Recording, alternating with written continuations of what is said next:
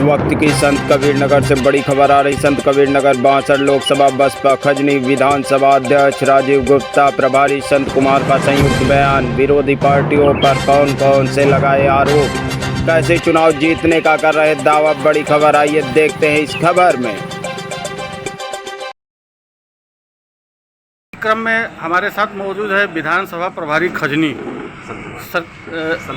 संत कुमार जी। सरकार 5 kilo ration 5 kilo गेहूं दे रही है, जो सत्ता में है। सपा कहती है कि हम आएंगे 10 किलो देंगे, क्या कहेंगे इस पर आप? इसे रोजगार तो दे नहीं रही है और 5 किलो अनाज से हमारा परिवार चल नहीं सकता है। और अनाज जो है यह पहली बार भाजपा सरकार नहीं दे रही, इसके पहली सरकार दे रही थी। फर्क इतना ही था, गेहूं का 2.5 रुपये और 3 रुपया चावल देती थी, इस हिसाब से उस रेट 14 रुपये फ्री दे रही है। तो केवल बहका गरीबों की औकात बताई जा रही है। और भाजपा सरकार किसी को सम्मान नहीं, केवल बेरोजगार बना करके गरीबी नहीं गरीबों को हटा रही है। नहीं, चीज़ों बताइए इस पे। ये कह रहे हैं कि सरकार रोजगार भी दे रही है, नौकरी भी दे रही है और राशन भी दे रही है। तो जनता इस समय तो शुरू में है, वही बोल रही है कि हम हमारे लिए तो मोदी जी अच्छे हैं। कागज में कोई निहित होगा, बाहर पटल पर कहीं नजर नहीं आ रहा है। हर आदमी पढ़ा लिखा बेरोजगार घूम रहा है, क्राइम अपने चरम पर है, बलात्कार चरम पर है, कहाँ कंट्रोल है? यहाँ देख रहे हैं भूखनन पर रोक है, रात को चोरी करके अधिकारी और भूखनन भी करवा रहे हैं। क्या फाउंडेशन है? तो क्या इस सरकार में जनता को न्याय मिल रहा है कि नहीं मिल रहा है? जनता को ना, जनता कोई सरकार से कोई मतलब ही नहीं है। यहाँ केवल अधिकारी जितने हैं मनमौजी हैं, अपने मौजी कर रहे हैं, कोई पब्लिक की कोई सुनने वाला नहीं है। जबकि यह गोरखपुर, जैसे गोरखपुर हम रहने वाले हैं, यहाँ के मुख्यमंत्री हैं, लेकिन यहाँ पर क्या कोई प्रभाव नहीं है, सब विफल है। तो अपने तरफ से लोकसभा संत कबीर नगर के मतदाताओं को क्या संदेश देना चाहेंगे आप? हम यही संदेश देना चाहते हैं, जब जब बहन जी रही हैं, इतने कार्य शिक्षण संस्थान अन्य संस्थान बनाए हैं, अब तक कोई सरकार नहीं बनाई। जो 70 साल राज करके गई वह कहीं नहीं नजर आई। और जब जब भी बहन जी आएंगी तब तक गरीब मजदूर और बेरोजगारों को सहारा देंगी और देती रही हैं। युवाओं और महिलाओं और किसानों पर क्या बोलेंगे?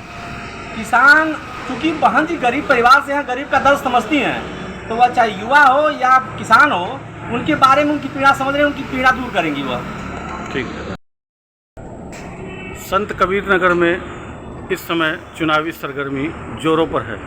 आज हम बहुजन समाज पार्टी के कार्यालय पर मौजूद हैं, जिसके प्रत्याशी हैं सैयद दानिश अहमद साहब, और हमारे साथ इस समय मौजूद हैं खजनी विधानसभा अध्यक्ष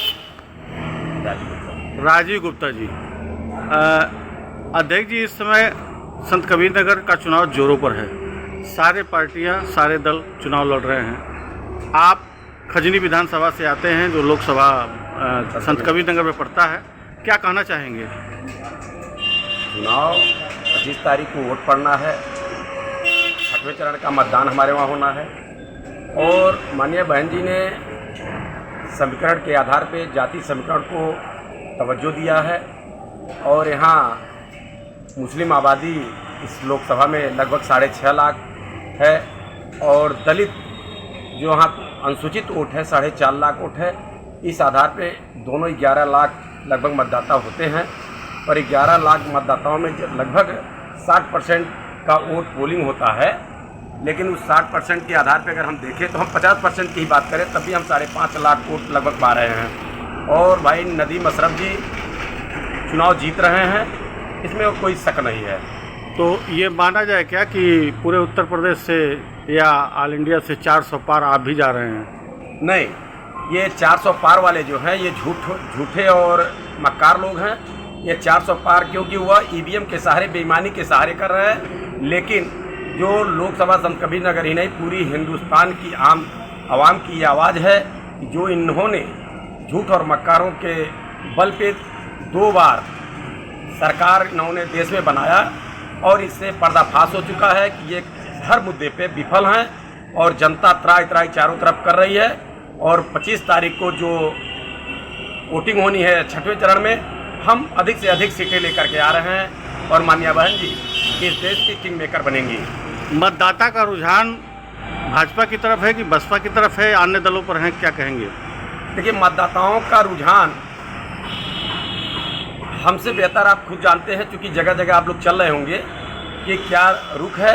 लेकिन ये सही है कि आज के डेट में भारतीय जनता पार्टी जो एनडीए है, निश्चित रूप से इस देश को छला है, यहाँ के नौजवानों को छला है, रोजगार वालों को छला है, यहाँ के किसानों को छला है, यानी कि इस देश के आम और आवाम को छलने का काम किया है।